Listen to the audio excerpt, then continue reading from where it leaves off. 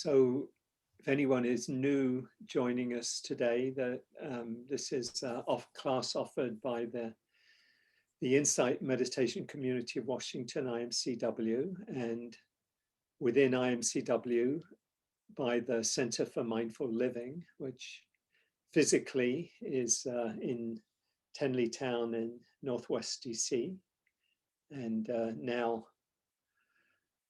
online, and we'll share a lot of information at the end about offerings, announcements about offerings on through the Center for Mindful Living. And very warm welcome to each and every one of you. Hope your weekend is going well. Here we're warming up after some cold days, and we're looking for some 70 degrees in the days ahead. And, be happy to see that. And I watched a really wonderful movie last night. We watched. Some of you may have seen it, and if you haven't, it's, I think, well worth seeing. It's My Octopus Teacher. Bob's giving a thumbs up for that. Just wonderful, awesome. Wonderful. Awesome show. Yeah. And someone from kind of our broader community shared it with us, that it was really worth seeing. Heavily. I don't know if Havili's with us today, but anyway, I'm grateful for that recommendation. It's already won a lot of awards, and really very, very moving film.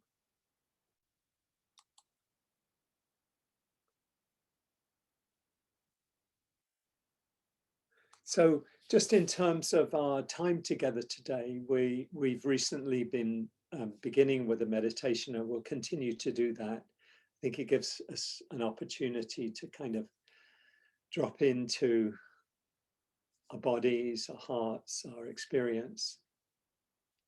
And then I'll do a little bit of sharing, and I'll share today about some of the central teachings and practices. And then Emily will lead us in some movement. We'll have some small groups, hopefully, if assuming there's good time to do that. And then we'll have a meditation to finish and some announcements. So warm welcome to you all, and maybe we'll just invite you to arrive and settle.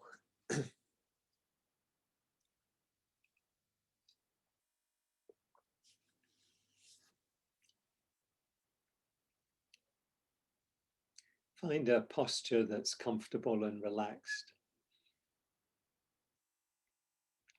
You could let your eyes close, let your attention come inward. Or if you prefer, keep your eyes open, maybe half open, with a soft, unfocused gaze. So you can either way relax your eyes. Let your attention drop down into the other sense experiences. Just feel your body on the chair or cushion, whatever you're touching. Maybe inviting the shoulders to relax. Let your chest be open so you can receive the breath. Breathing in, breathing out.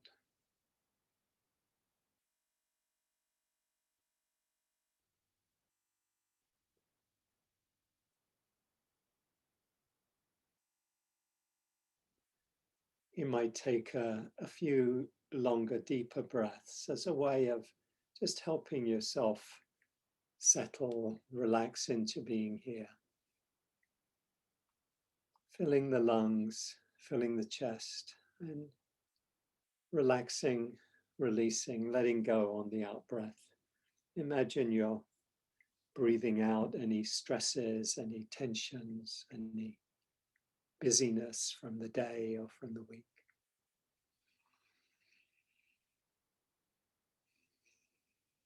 Breathing in, calming the body. Breathing out, calming the mind.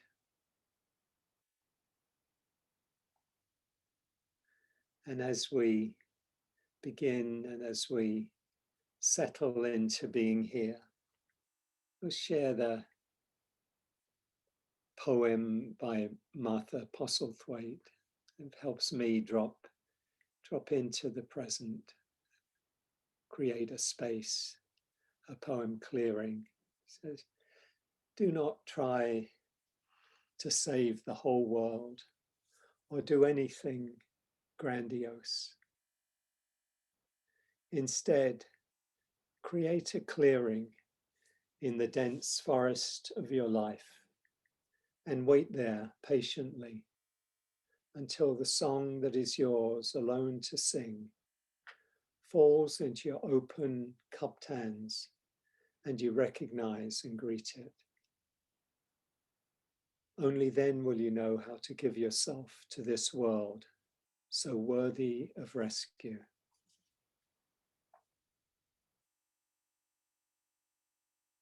So that image of creating a clearing, creating a space in the dense forest of our lives, just waiting. So as we sit, bringing a receptive awareness to what's present, to whatever bodily feelings are here, whatever emotions, thoughts, moods.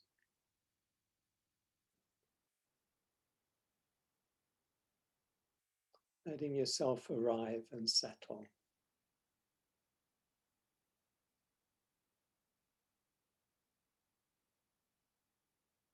Letting your breathing be a support, the deeper breathing to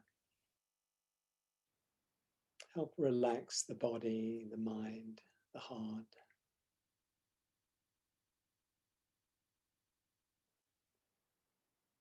And the attention on the breath that can help us focus, help us be present.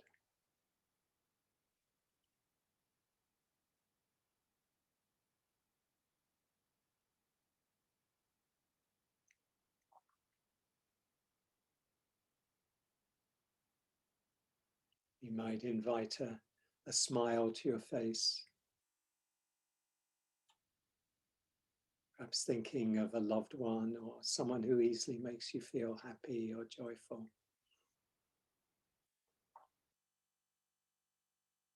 Taking in the smile and the message the smile sends to our brain and to our nervous system, that we can be at ease, that we can relax into being here.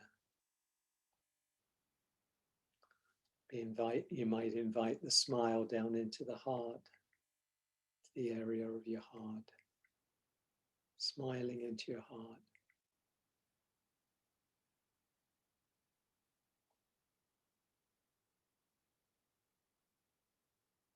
Letting the smile be the expression of how you want to meet your experience.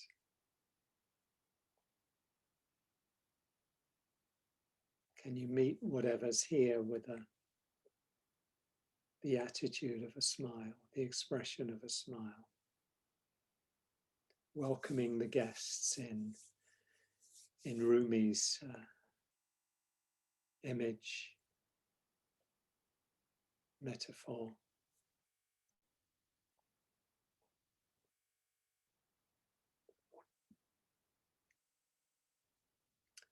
A kind, receptive awareness to whatever's present in the body, the heart, the mind.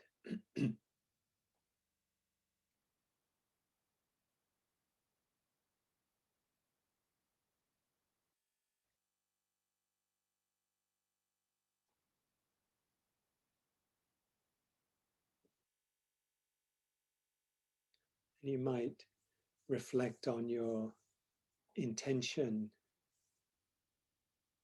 today. Intention can be motivation. What brings you here today? What brings you back to this practice? Why it's important to you?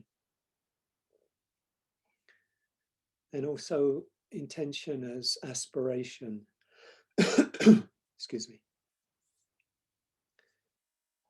What's my deepest wish for this period of time,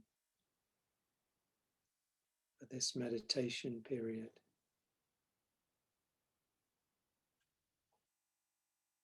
Connecting with our intention can be a way of staying connected with what matters to us, what matters most.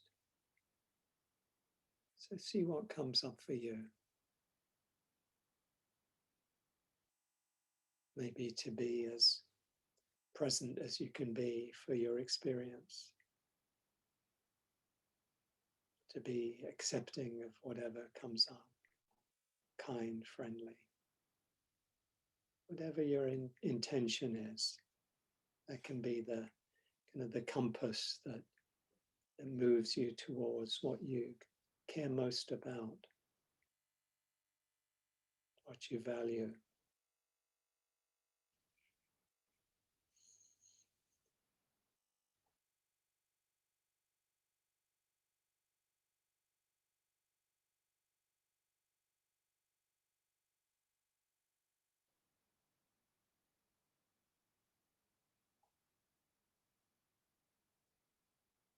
Letting your attention come to what's present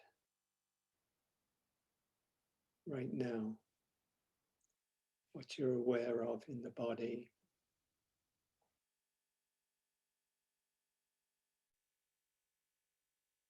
Let your awareness hold what's here with kindness, with acceptance.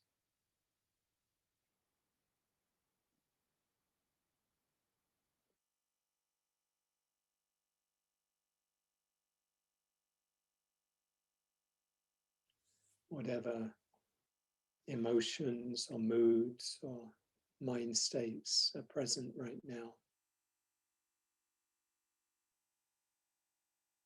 Can you meet this with kindness, these with kindness, with acceptance?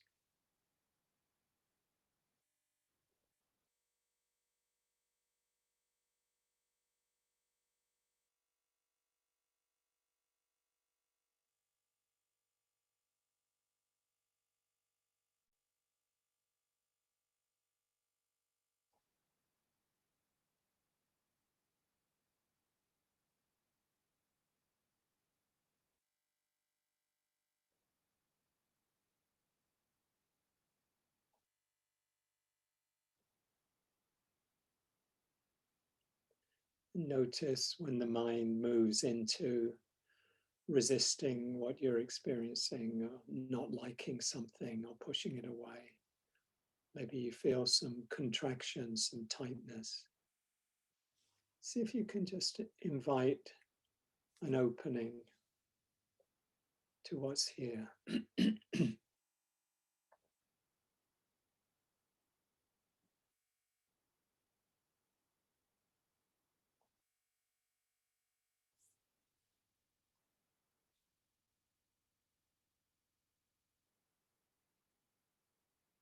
Finding peace in this moment without judgment. In the words of Dorothy Hunt, this moment in the heart space where everything that is welcome.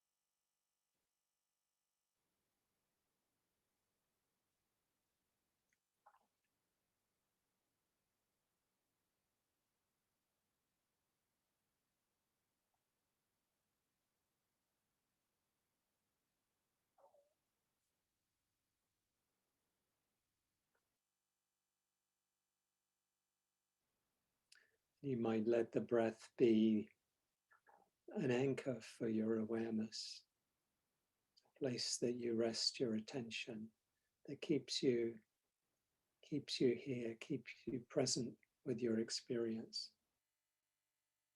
A simple in-breath and out-breath.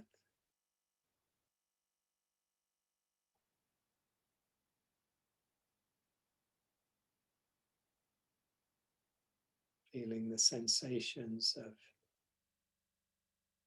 cool air entering your nostrils, chest and the belly expanding and contracting. The sensations maybe of release as you breathe out.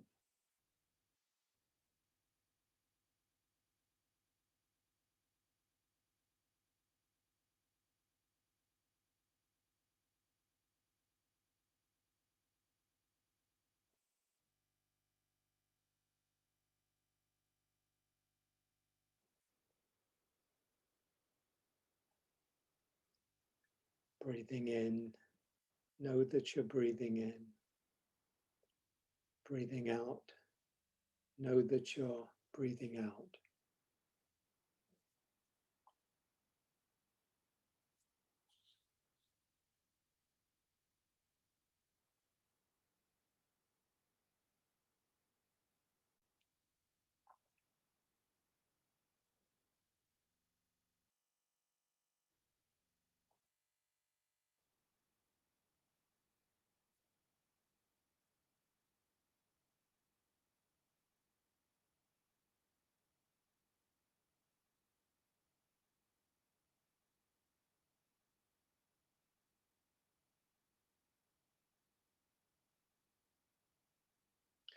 When the mind goes off into thought, into plans or memories or daydreams, other kinds of thinking, just gently and kindly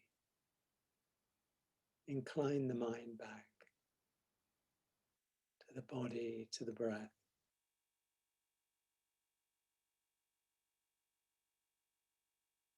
This moment, this breath, here now.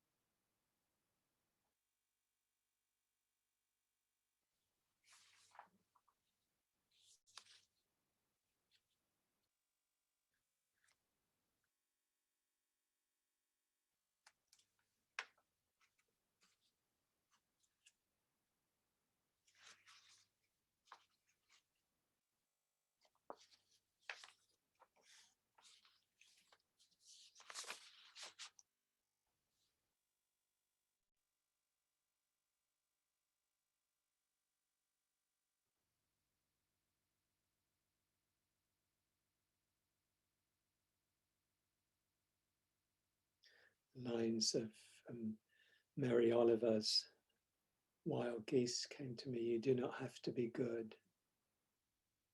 You do not have to walk on your knees for 100 miles through the desert repenting.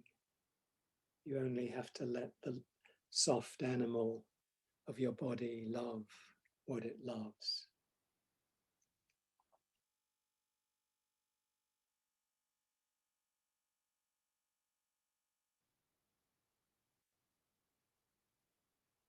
You don't need to be good. You don't need to be perfect. Just need to meet this moment with an open heart, with a receptive awareness. Letting this moment be as it is, this feeling be as it is, this emotion, this sensation, this sound.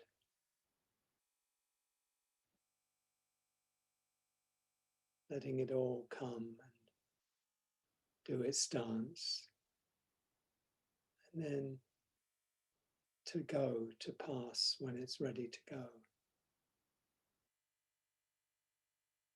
So in a way, our role is to let go of the struggle, let go of the controlling, making things be the way that we want them to be.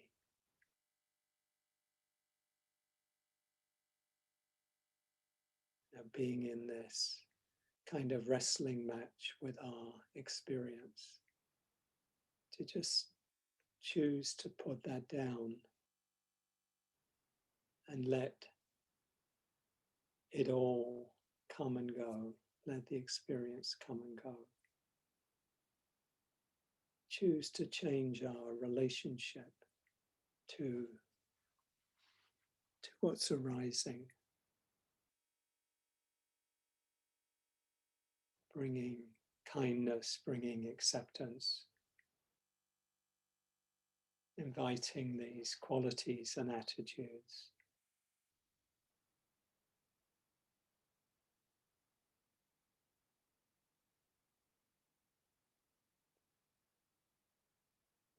That allow us to more into a relationship of dancing with our experience rather than wrestling with it.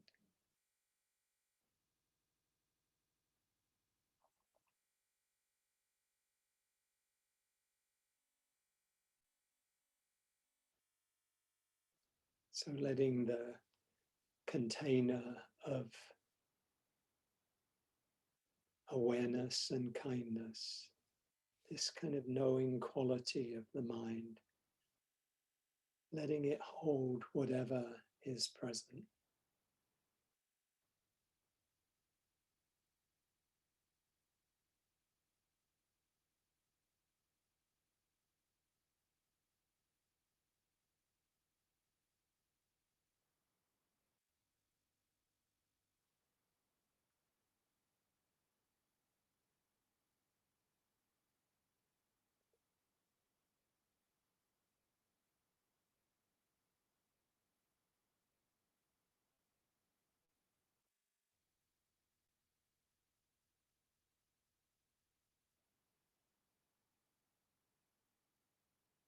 If we can really learn to do this, to make space for whatever is arising in the body and the heart and the mind.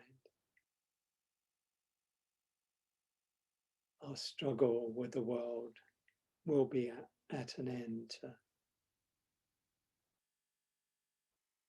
paraphrase Ajahn Chah.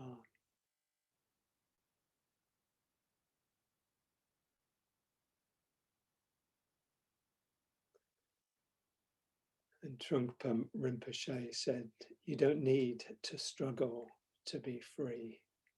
Ending the struggle is itself freedom. You don't need to struggle to be free. Ending the struggle is itself freedom.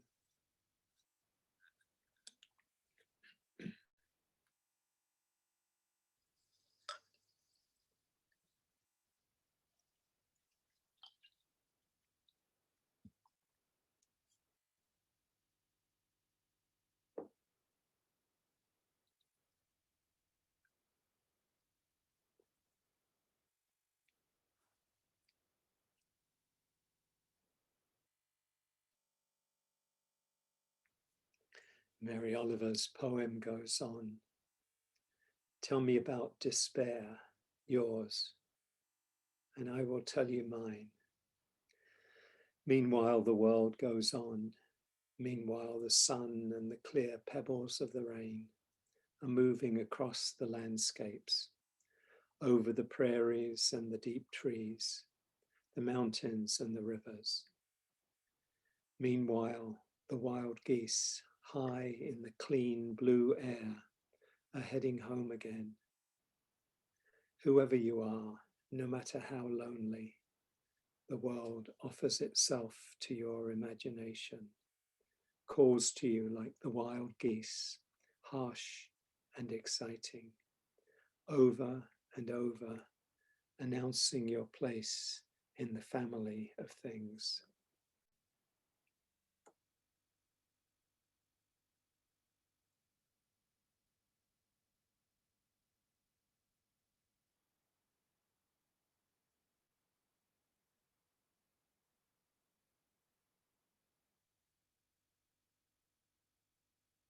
Over and over, announcing your place in the family of things.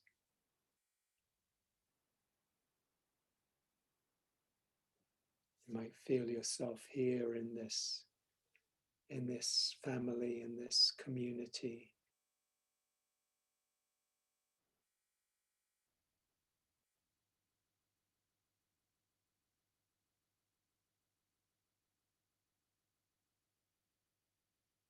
All of us supporting each other in our practice,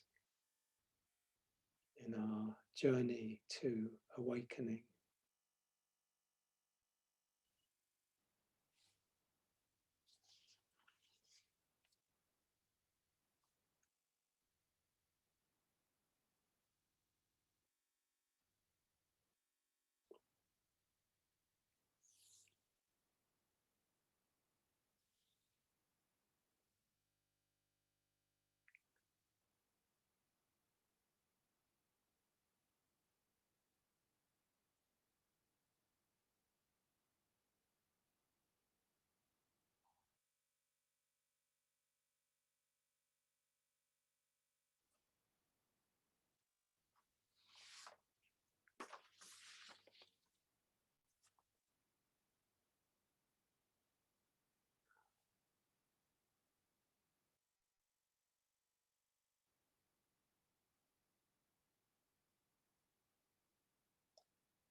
We'll finish the meditation with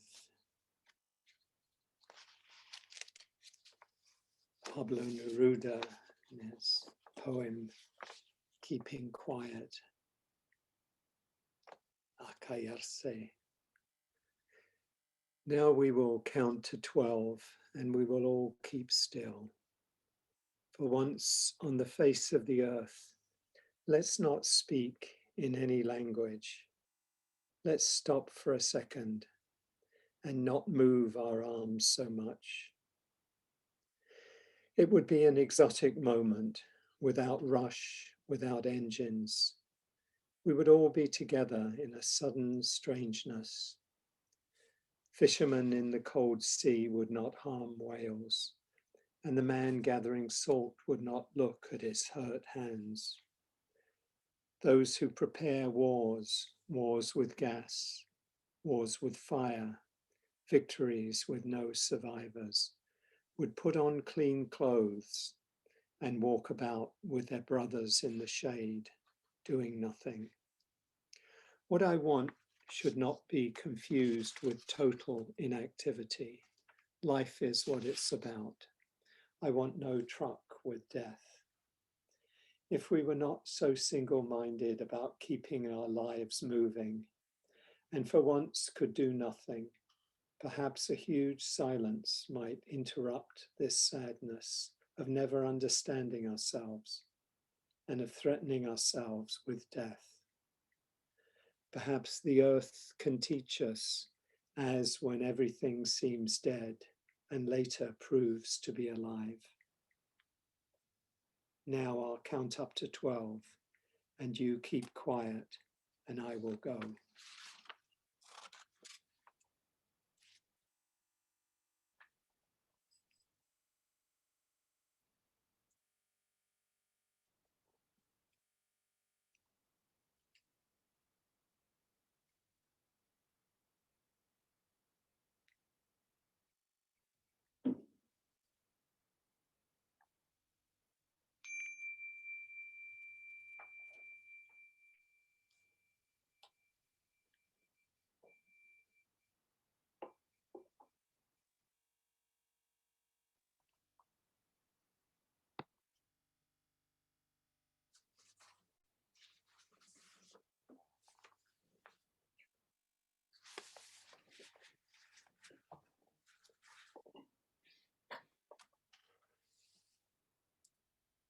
So welcome if anyone joined us during the meditation.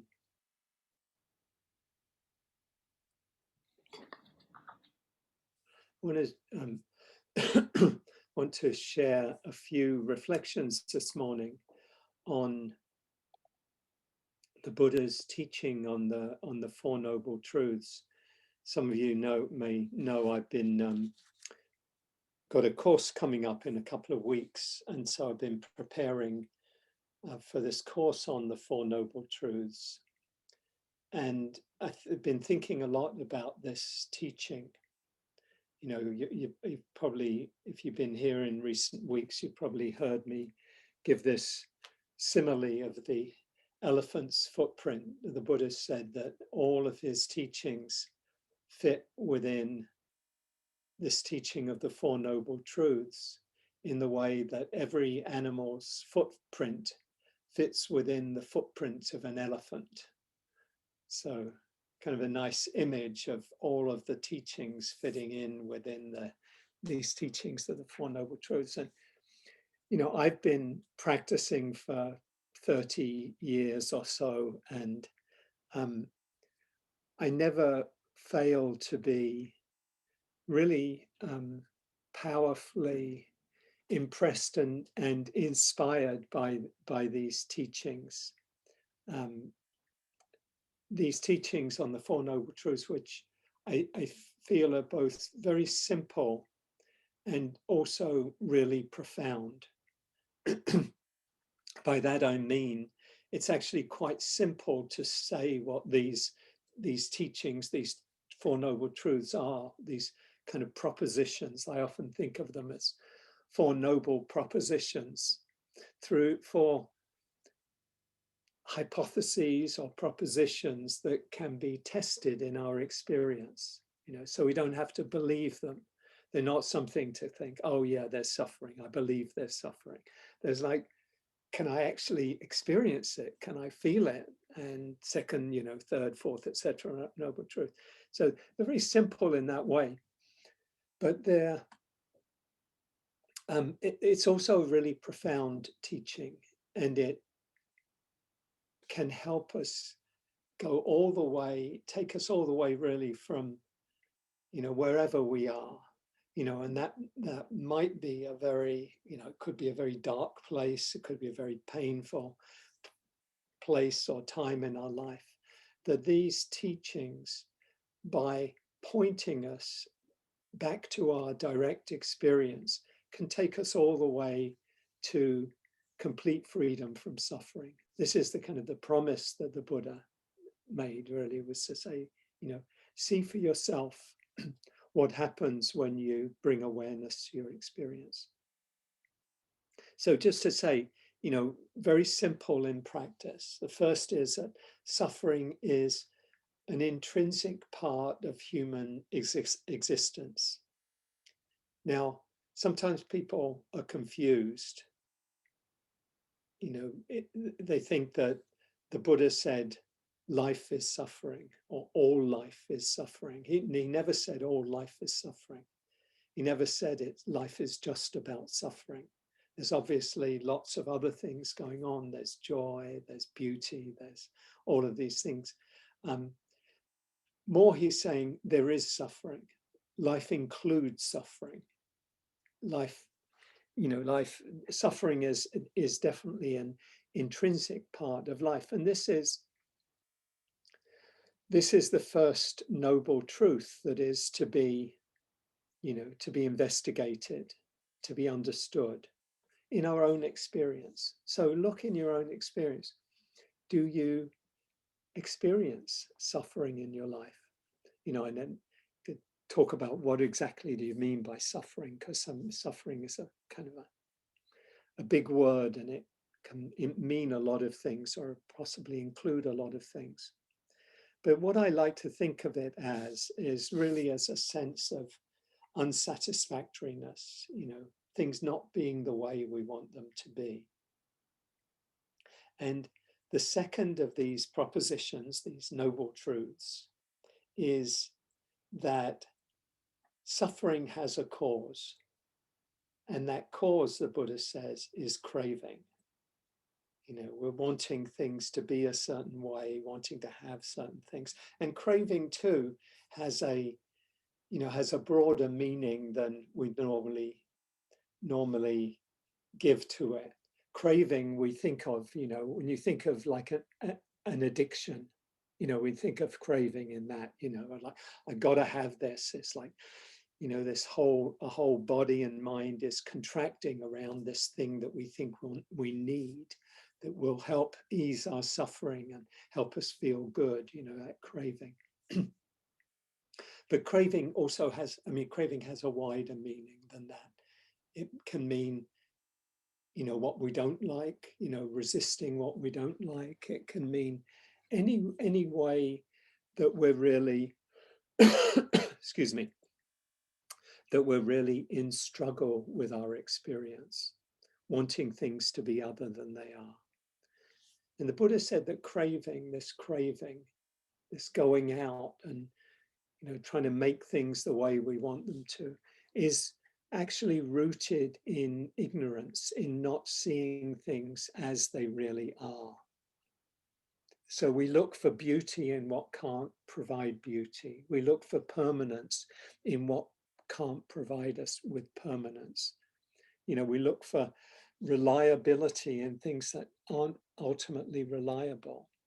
And when we do that, we suffer. If we think we're going to get happiness because, if only I get that job, we get that job and we find, I still feel I'm wanting something else. And so it's not the job or it's not the thing itself that's the problem. It's the wanting, it's the craving. And that's really the kind of the beauty of this understanding of the Buddha. We tend to be focused on the thing we lack, the thing we need, the thing we'd like to get rid of, the thing we want. But it's not really about the thing. It's about the wanting. It's about the neediness. It's about the craving. In the Pali language, the first language of the Buddha's teachings, craving, the word is tanha, Tanha. And that really means thirst. It's that thirst, that kind of that neediness. So the cause of suffering is this craving rooted in ignorance, in not seeing things as they really are. And what for me is a kind of a beauty about this teaching, or these teachings about the Four Noble Truths, is that the core of it really is that we are implicated in our own suffering. We're implicated in our own suffering. And when I use that word, and I haven't heard other people use that word, but it's one that's come up for me, other teachers, whatever. But what it means to me is we have a responsibility in our suffering. We have a responsibility. And I don't mean that in a kind of sense of blaming ourselves or judging ourselves, because that would only be another form of suffering. That would only be a second arrow or a third arrow or a fourth arrow. Oh, I've done wrong, I'm bad. I'm not meaning it in that way, but I am meaning it in the sense of it's something that we are choosing to do. We're choosing our suffering, even though we're not necessarily doing it in a conscious way. Often we may be doing it in an unconscious way. We think we're getting this thing will make us happy, so we keep chasing after it. But what I think is important about an understanding that we're implicated in our suffering, that we are in fact, in a sense, responsible for it, is not completely, and there are other factors involved, but that it's something we're involved in, that we're implicated in. The beauty really is, if we can see that, then we can also see that the way out is also we're also implicated in the way out. We're also have a responsibility in that. We have a possibility in that, that if we can see where we're holding on and how we're holding on, and that we have a responsibility in that, then we can also see how we can let go. You know, that they're really two sides of the same coin. If I'm, you know, causing my suffering by this holding on, you know, think of like the hand in a fist, you know, like, you know, holding on in that way. If I can just realize and recognize, oh, I can actually open my hand, I can free myself, I can find a greater sense of freedom and ease in this opening, in this letting go of the holding, then there's freedom from suffering. And this is the third noble truth. You know, the Buddha spoke about it as Nibbana in Pali, more familiarly known as Nirvana in Sanskrit, you know, which we know from the name of the band, the group, and the various restaurants by that name, etc. Nirvana, you know, kind of seen in people's minds as a kind of a Shangri-La, the kind of Nirvana, this wonderful place. But it's really what the Buddha spoke about it as is really a state of freedom from suffering, freedom from greed, hatred, and delusion. The absence of these afflictive states. You know, you think of you being caught up in something and you're able to let it go. There's this sense of deep freedom. You know, maybe if anyone's been addicted, you know, in their life, you know, and, you know, knows what those feelings of, you know, of craving, addiction are, and then, you know, found your way out of that, recovering from that, and the sense of ease that comes. And that's really what the Buddha's pointing to. A complete freedom from suffering, as the great Thai teacher said, you know, let go a little and you'll find a little peace. Let go a lot, you'll experience a lot of peace. Let go completely, and this is what the Buddha spoke about as Nirvana. You'll experience complete freedom from suffering, complete peace. Your struggle with the world will be at an end. It's that ending of the struggle that is really the freedom that the Buddha points to, the third noble truth. And the fourth truth is that there is a skillful path, a path of training, 8 elements of this path in 3 main areas of cultivating wisdom, developing ethics, virtue, living skillfully, wisely, and training the mind in mindfulness and concentration and wise effort. So, excuse me. You know, when I put them out in that way, these four truths, you know, it could be seen as like a little bit abstract or analytical or something, but they become very, very real when we look at our own experience. And that's what we're invited to do. Not one of us here in the Hollywood squares here with us today is, you know, has not experienced probably all of these 4 noble truths. You know, we've all experienced suffering. We've all experienced this struggle, this, you know, the struggle, whether it's wanting or pushing things away, resisting our experience, resisting what we don't like, or spacing out, or being confused, or being stuck, or overwhelmed, or stressed. We've all experienced these, probably in many, many different configurations. We've all experienced craving, you know, in many of its different forms of wanting, again, of pushing away, of escaping. We've all experienced I think we've all experienced some level of letting go, of where we've seen how we're holding on, and we've been able to kind of see, oh, I could actually change my relationship to this. What happens when I do this? What happens to when that, obnoxious person at work that we've had to deal with for years, and we have this story in our mind about them. Oh, they're this, they're that, they're so, so rude, so, thoughtless, whatever. And that we maybe think about them in a different way. Maybe we practice loving kindness towards them.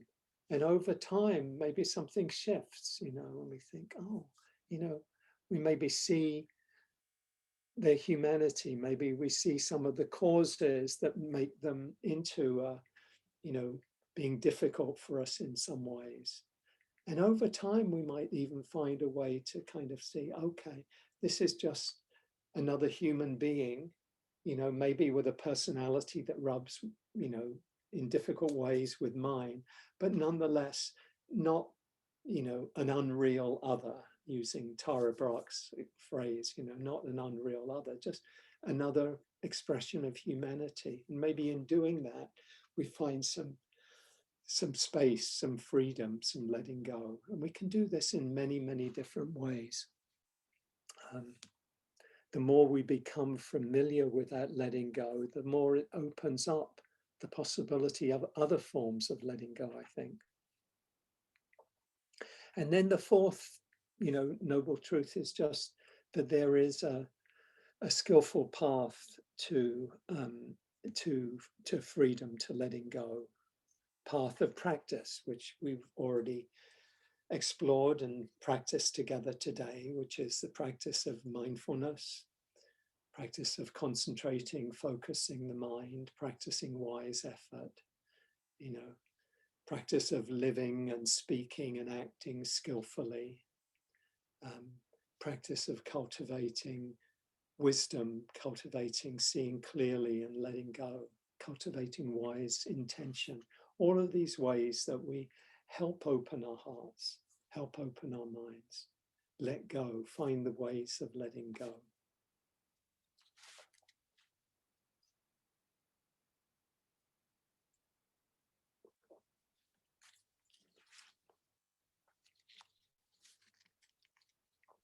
I've spoken about this, on this theme in different ways in recent months. And the more specific, the more personal, really, this exploration becomes, the more potential I think we have for finding freedom in our lives. Because if we think about it just in terms of propositions and ideas, we may get some good understanding of it, but the freedom actually comes from the letting go, from the seeing clearly. So you could take many hypothetical situations. You could take a situation where you go for your annual checkup and you get a worrisome diagnosis, let's say. This is, something that maybe is familiar to folks here, or something. We get some painful news about something, Now, in itself, we could talk about that as painful, difficult, unpleasant. It's not in the Buddha's terms, understanding. It's not in itself suffering. It only becomes suffering when we come into an unskillful relationship with that experience. So you could think about getting the difficult news or learning something that's painful, a loss or something in our lives. You can think about this as the first arrow, and I've spoken about the first and second arrow. It's like, ouch, it's like, oh yeah, this is difficult. This is painful. And there could be ways that we respond to this situation or to this news or what we learn that could be wise and helpful. you know, in the case of a, let's say, a diagnosis, it might be to get a second opinion or a third opinion. Make sure that, you know, this is really, you know, what we're being told it is. That could be wise, and it wouldn't be suffering to do that, you know, depending on, you know, our state of mind and heart. We might practice self-compassion, like, oh, this is difficult. We bring kindness to ourselves. That would typically be a skillful way of responding. We're not adding a second arrow. Recognizing it's a difficult experience. We might practice gratitude to those who are supporting us, you know, who are providing us with care and love in the circumstances and we're in. We might cultivate acceptance, like, okay, once we recognize this is here, then we bring acceptance. We say, yeah, this is what I'm dealing with. How do I respond wisely to this? So those would all be, at least on the face of it, would all be wise and skillful and compassionate ways of responding. It's the suffering comes when we respond, when we add second or third arrows, you know. So when you respond with denial, you know, like, oh no, this can't be happening. No, we push it away. That's, you know, that's the second arrow, that's suffering. You know, that's, you know, what the Buddha talked about as craving. Or maybe we blame ourselves. Oh, I should have done this. I shouldn't have done this. Or we blame somebody else, you know, oh, they should have diagnosed this earlier. So we project it outward. We don't open to the experience. And then we create suffering. Another thing we can do, the mind can start creating scenarios. What about what might happen? This might happen, and then this might happen. And what if I, you know, some bad thing happened? What would it mean for my family? And we can kind of proliferate in the mind. That's a very common form of suffering, of responding unskillfully. There's a wonderful word in the Pali language for this. It's called papancha. Papancha. I'll write that in the chat box. The Papanca. Papancha, which really means proliferation. It means kind of when the mind kind of goes off and creates scenarios and stories and possibilities. And with papancha, what always happens is we move away from our direct experience into possibilities, catastrophizing, you know, creating scenarios that possibly some of them might happen, but they're really mind creations. And in doing that, we suffer. So when we explore our experience, when we see where we're suffering, see what your own role is within this suffering. What are you adding to the experience? Because we will be adding something. The key question for me when I'm experiencing suffering, when I don't like what I'm experiencing, when I'm wanting things to be other than they are, is the question I often ask myself is, where am I hooked in this situation? Where am I hooked? Where have I taken the bait?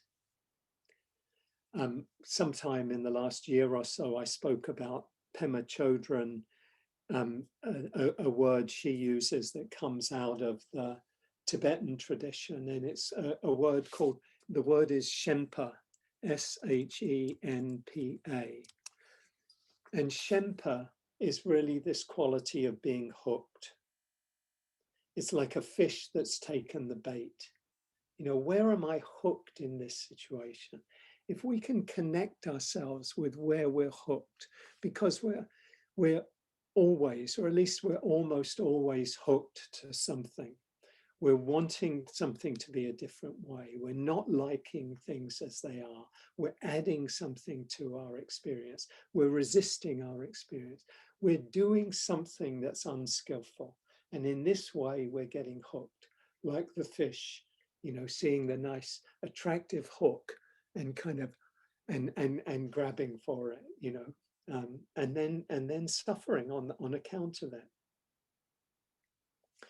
So what am I holding on to? Where am I hooked and what am I holding on to? And I find the key to finding freedom from suffering is to see my own role in it, not to blame myself or judge myself, but to recognize that I am involved in this, that I am adding something to my experience. The suffering isn't purely the result of what's happening, but of some thing that I'm adding to what's happening. You know, there's always going to be stuff happening. Stuff happens, as we know. But it's when we get into some relationship of resistance to what's happening that we suffer. So if I don't take the bait, if I don't get hooked, then I don't suffer. You know, if I choose to say, oh, I could proliferate, I could add things, but I'm not going to do that. I'm just going to let that thought go, let it come, let it go. What happens when I do that?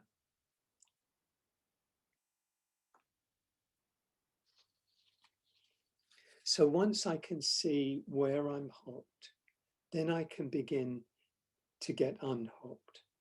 I can see I could let go of that thing that I'm hooking on to, that belief, that wish, that resistance, etc.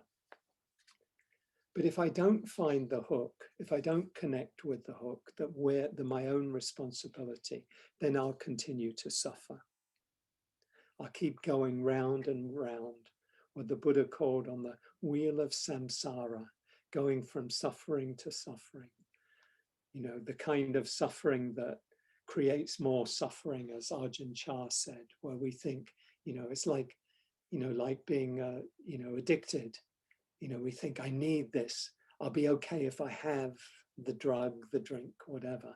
But the drink just, or the drug just perpetuates more wanting. And so a little bit later, I have more wanting. And I just keep going on that cycle until I can find a way out of the cycle.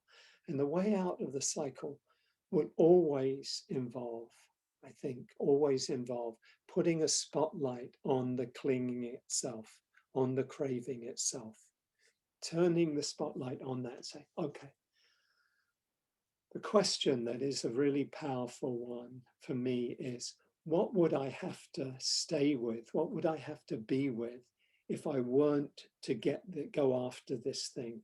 If I weren't to go into suffering and craving? What would I have to do? What would I have to be with? So it involves this practice that we do in meditation of learning to stay. Can I stay with this? Can I be with this painful experience? Can I open to it? Can I let it come, let it go?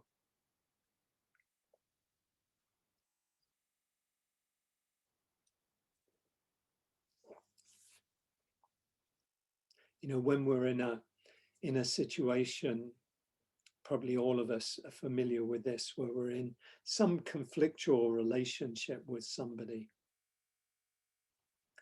You know, we're wanting, you know, they're not acting in a way we want them to, and we're kind of arguing with them or in some dispute with them. And, you know, if we could turn the attention inward, we'd find we're tight, we're wanting things, we're wanting things to be a certain way, we're wanting them to be different than they are.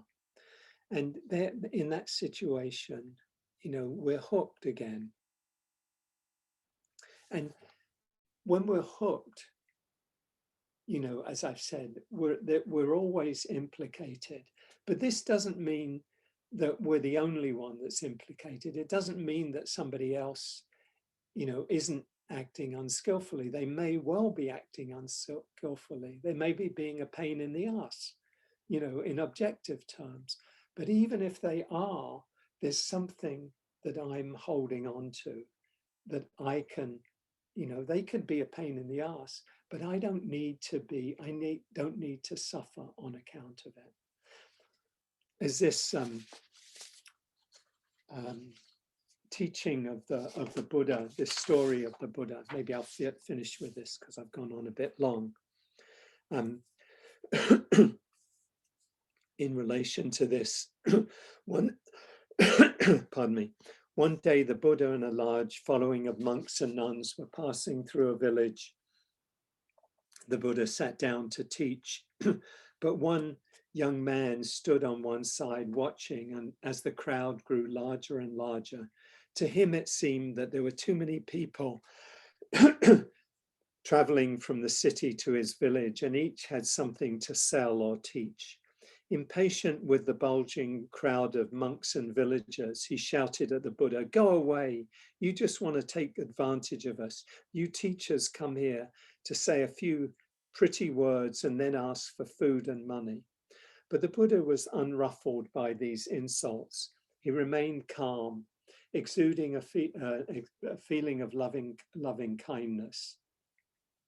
He politely requested that the man come forward. Then he asked, "Young sir, if you purchased a lovely gift for someone, but that person didn't accept the gift, to whom does the gift then belong?" The odd question took the young man by surprise. "I guess the gift would still be mine, because I was the one who bought it." "Exactly so," replied the Buddha. "Now you have just cursed me and been angry with me. But if I don't accept your curses, if I don't get angry and insulted in return, these curses will fall back upon you, the same as the gift returning to its owner." The young man clasped his hands together and slowly bowed to the Buddha. He learned a valuable lesson. So we don't have to take the bait. The gift can go back to where it came from. We can find freedom in being unhooked, choosing not to take the bait.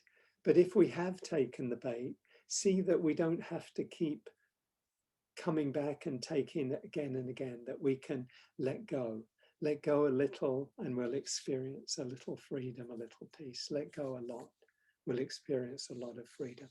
Let go completely and we'll experience complete freedom from suffering. Our struggles with the world will be at an end. So what can we, to change what we can change and to accept what we can't, and the wisdom to know the difference.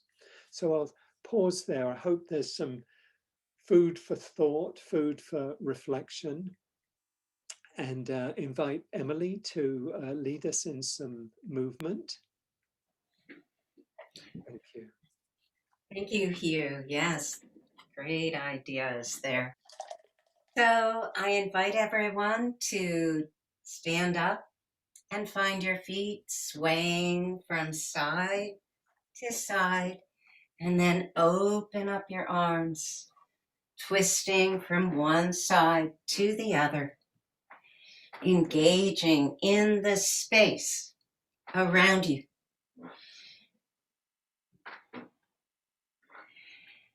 And then come to center and bring your arms, palms up, to inhale and rise up and cultivate the energy of the sun, bringing its light and warmth into your heart. And then cultivate the energy and compassion and kindness in this group, all of you, and bring it to your heart. And then cultivate the energy of the earth, its abundance, and bring that to your heart. And now bring your arms out into cactus arms, and exhale, float them down. Inhale, rise. Exhale, float. Inhale, rise. Exhale, float them down. Inhale, rise, and then rise up to put your right hand on the left wrist, and then tilt over to the right, extending that left side out, breathing into your left rib cage and softening with the exhale. And then come to center, switch hands. Inhale, reaching up. Exhale, tilt over, and then breathe into those right ribs. And exhale to soften. And then inhale up, float your hands down. And then gather your hands behind your back. Inhale, lifting your head and chest. Exhale, lengthen your arms, engaging your shoulder blades. And then soften. Inhale, lift your head and arms. Exhale, lengthen your arms away. And exhale, soften. Last time, inhaling, lifting up. Exhale, lengthen your arms, engage those shoulder blades together. And release your hands from your waist. Float your arms. Again, spread out into the space. And thank you for your practice. Welcome back, everyone. I'd like to take a few minutes for some sharing, some conversation, anything that anyone would like to share that came up for you, or questions that you have on this theme, or anything that's alive for you right now. And please feel free to raise your hand or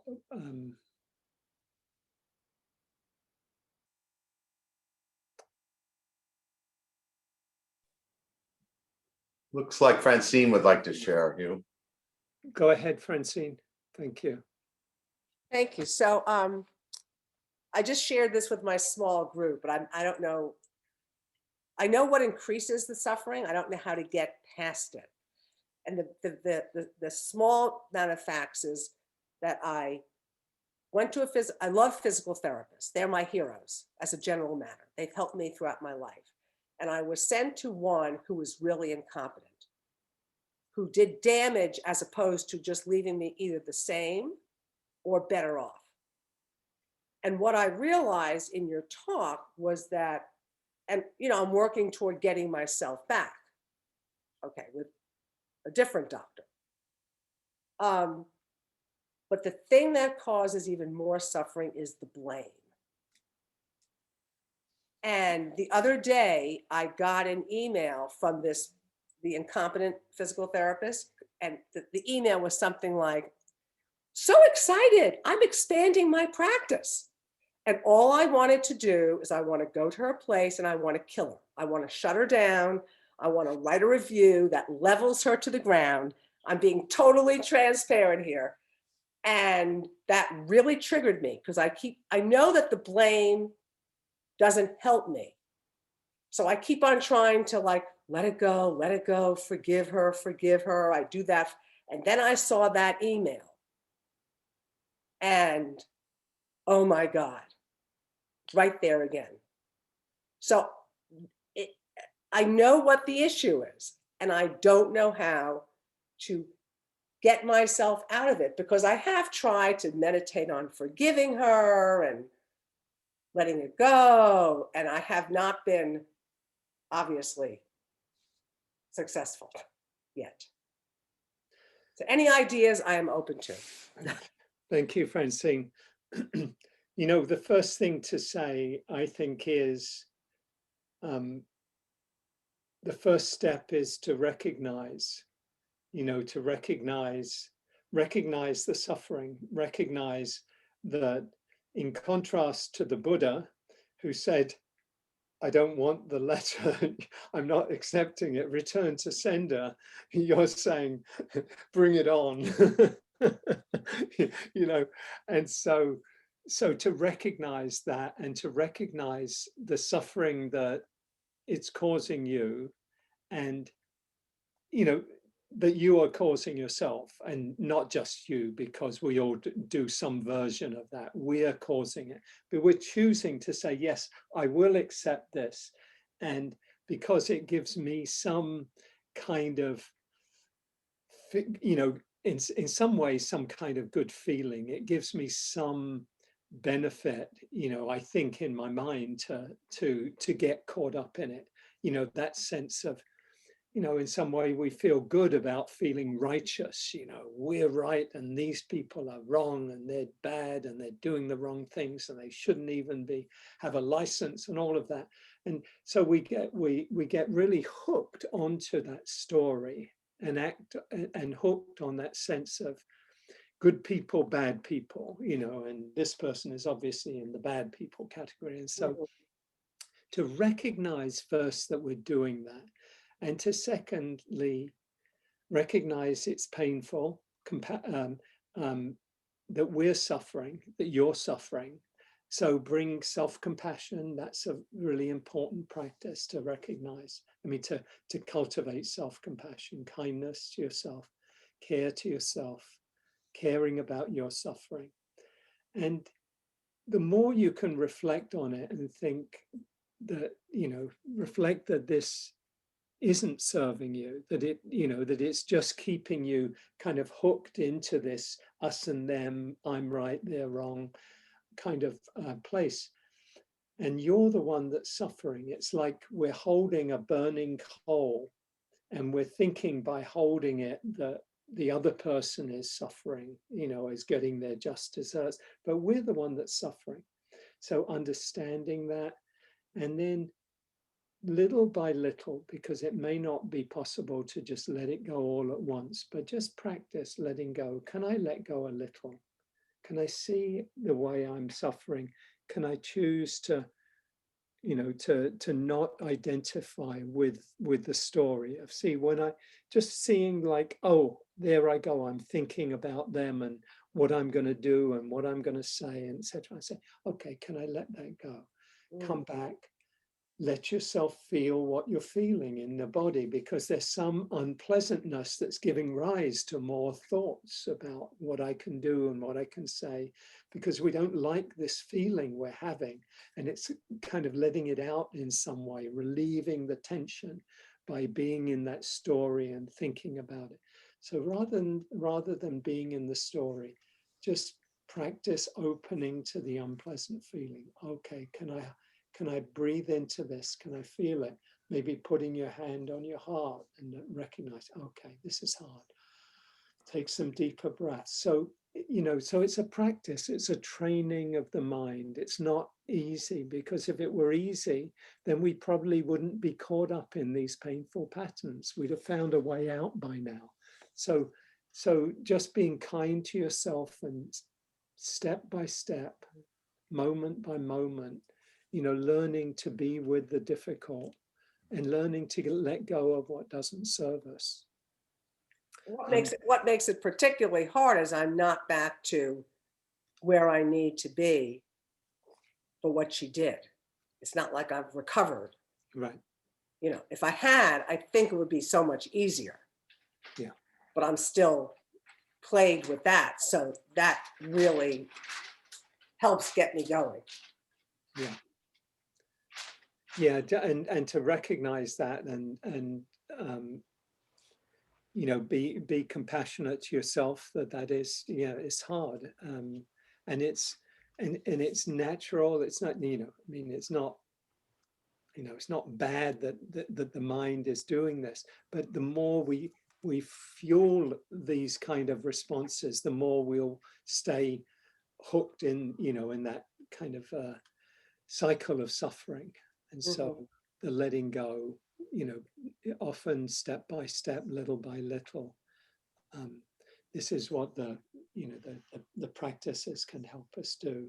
But I'm sure you're not alone, Francine, in that reaction or some similar reaction. We've all, I'm sure, gone to a similar place of, we do. It's kind of in our evolutionary wiring. We think, we categorize people and we, separate them off, and these are the people, Hugh, Cynthia has her hand up. Yeah, go ahead. Thank you. Thank you. Thank you, Francine. Cindy, we'll just hear from Cindy and we'll have a minute. Good morning, Hugh and everyone. Yeah, I was thinking about, the topic of blame and anger, which also came up in our small group. And I think you asked this question, what would I have to feel if I stopped blaming others or myself? Oftentimes it's great sadness, or sometimes fear and sadness. I mean, those seem to be the two things. And when I'm able to settle into those deeper feels, it's not as bad as I thought it was going to be. I think I have this sense that I could sort of fall into a state of sadness and never leave. But the question is such an important one. I heard, whenever I'm feeling, suffering, or in this case, a feeling of blame and anger, or caught up in a story that keeps fueling that I'm right and they're wrong. That's a familiar story. What do I need to feel if I let go of this story? So anyway, that's what came to mind. Thank you. Thank you, Cindy. And you're I exactly did say that. And I do think it is the question to keep coming back to, because in a way, what we're doing is we're kind of walling ourselves off from what we really need to feel, and as you've said, often the fear of the, I'm using the word, the emotion fear here. It could be the anger, it could be anything, but the fear of the fear is worse than the fear itself, as FDR said. And if we can actually allow ourselves to feel the anger, then fear, anger, underneath that will often be sadness, grief, and we have the thought in our mind that will be too much. But if we do allow ourselves to go there, then that becomes the pathway out, really, because we're allowing ourselves, we're getting down to the ground of it rather than, walling ourselves off from it. So it's not an easy practice, but it's an incredibly valuable one. And ultimately it's an essential one if we're going to find our way, out of suffering, to be willing to be with this moment, as it is, without judgment, as the poem goes. So thank you, Cindy. And was there one more, Eric, was it? Or, yeah, go ahead. Yeah. Oh. Sorry, You're I on just mute. want to know, I think Mark yeah. and Dee also had a follow-up question. Okay. I just wanted to add one thing. Sometimes it is difficult, and sometimes it's almost too difficult to do it on your own. And I find coming here to the Sangha a very powerful platform for me to kind of sit back and reflect. Even though I do this every evening, sometimes it's just more powerful to do it in a group. I find it. So I just wanted to bring that up as a acknowledgement that this is a very important tool to use as well, being involved in a Sangha. Lovely. Lovely, thank you. And the Buddha said, all of spiritual life is Sangha, is community, that it's such an incredible support for us, a reminder that we're not alone, because the nature of suffering is to in some way believe that we're on our own, that we're carrying the weight of the world on our shoulders. And then if we remember, oh yeah, This is really, we're really partaking of a collective suffering, you know, that we're all sharing together. We all have our piece of it. And if we remember that, then it becomes easier to hold our own piece of it, you know, and kind of say, okay, this is hard, but there's a growth and there's a learning and there's a letting go that can come from being with it. And as you say, Eric, and the community is essential and powerful. Thank you. Shall we have a short meditation to finish? Was there somebody else, Dan, that you? No. You said you already addressed it. All right, great. Thank you. So let's just have a short sit, connect again with ourselves. You can close your eyes, let your attention come inward.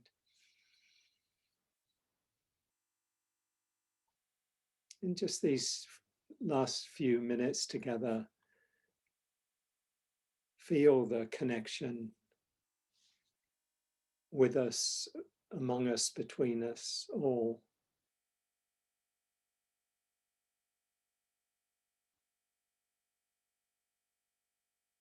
And as you breathe in, you could breathe in a wish of kindness to yourself.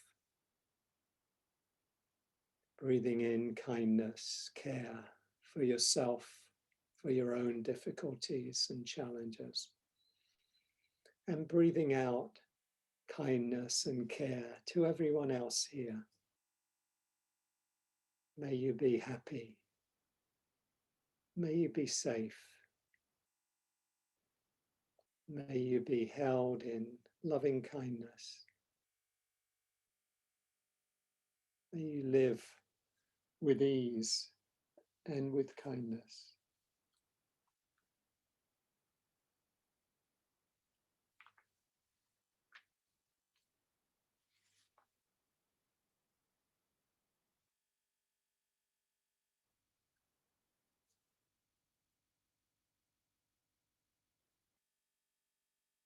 Rilke said, I live my life in widening circles that reach out across the world. I may not complete this last one, but I give myself to it.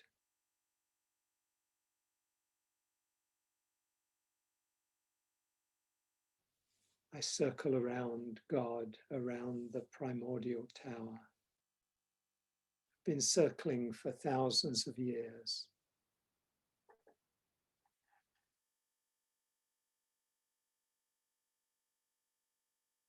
And still I don't know. Am I a falcon, a storm, or a great song?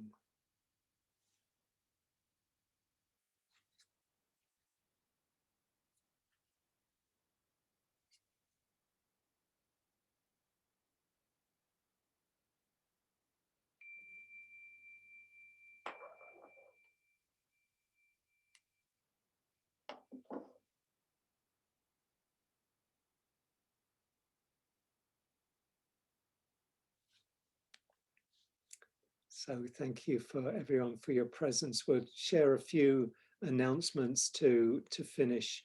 I just mentioned, I mentioned it in the talk that I'm teaching a 6-week course on the Four Noble Truths, and beginning 2 weeks from tomorrow.